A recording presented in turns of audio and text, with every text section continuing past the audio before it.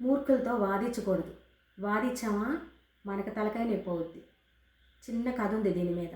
చిన్న ఉదాహరణ చెప్తా. ఒక అడవిలో సింహం రాజు, గాడిద, పులి, వేరే జంతువులు అన్నీ ఉన్నాయి. ఒకరోజు గాడిద వచ్చి పులితో గడ్డి నీలం రంగుగా ఉంటుంది కదా అని కెలికింది. బిజీగా పనిచేసుకునే పులిని కెలికింది గాక, డిస్టర్బ్ చేసింది గాక, నీలం రంగు కదా గడ్డిది అని మాట్లాడింది. పిచ్చి కోపం వచ్చేసింది పులికి.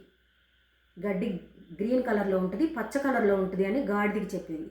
ఆహా, నీలం రంగుగానే ఉంటుందని ఇంకా ఓట్టిచ్చి మాట్లాడింది గాడిద. పులి తెలివి తక్కువదానా, గ్రీన్ కలర్లో ఉంటుందే గడ్డి అని చెప్పింది. ఆహా, మళ్ళీ వెళ్ళా. వాదులాట పెరిగిపోయింది. మాటలు పోయి వాదులాటకు దిగింది.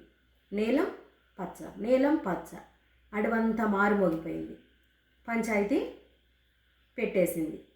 ఎవరు? రాజుగా ఉన్న సింహం. కుందేలు ఈ వార్తని సింహానికి చెప్పేసింది. సింహం కొలువు తీరింది. ఇద్దరిని నుంచోబెట్టింది రచ్చబండ దగ్గర. మొత్తం ఇద్దరు మాటలు విన్నాక సింహం శిక్ష వేసింది. ఎవరికి?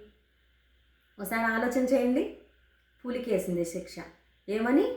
వారం రోజుల పాటు నువ్వు ఈ అడవిలో ఎవరితో మాట్లాడకూడదు అని. రాజుగారు పులికి శిక్ష వేశారు. ఎవరితో నువ్వు మాట్లాడకూడదు వారం రోజులు ఈ అడవిలో అనేసరికి పులి షాక్ అయిపోయింది. ఎందుకు సింహరాజా, నన్ను ఎందుకు అలా అన్నావు? నేను గడ్డి కరెక్ట్గానే చెప్పాను కదా, పచ్చ రంగులో ఉంటుందని. రాంగ్ చెప్పింది గాడిద కదా, నీలం రంగులో ఉంటుందని చెప్పింది గాడిద. తనకి కదా శిక్ష వేయాలి, నాకెందుకు వేసావు శిక్ష అని పిటిషన్ వేసిందనమాట. సింహం వెంటనే నీ వాల్యుబుల్ టైంని, తెలివైన నీ బుర్రని ఈ మూర్ఖపు గాడిద కోసం వేస్ట్ చేసేసుకున్నావు. నువ్వు వేస్ట్ చేసుకుంది కాక పంచాయతీ పెట్టడానికి నా టైం వేస్ట్ చేసేసావు. ఎంత వాల్యుబుల్ టైం మంది. దీన్ని మంచి కార్యక్రమానికి ఫోకస్డ్గా ఉపయోగించలేదు నువ్వు. అందుకే వారం రోజులు నీకు ఎవ్వరితో మాట్లాడటానికి పర్మిషన్ లేదు ఈ ఫారెస్ట్లో అని చెప్పి శిక్ష వేసింది. బాగుంది కదా? మూర్ఖంగా ఆలోచించేవాళ్ళు, మూర్ఖపు వాదనలు చేసేవాళ్ళకి దూరంగా ఉండాలి.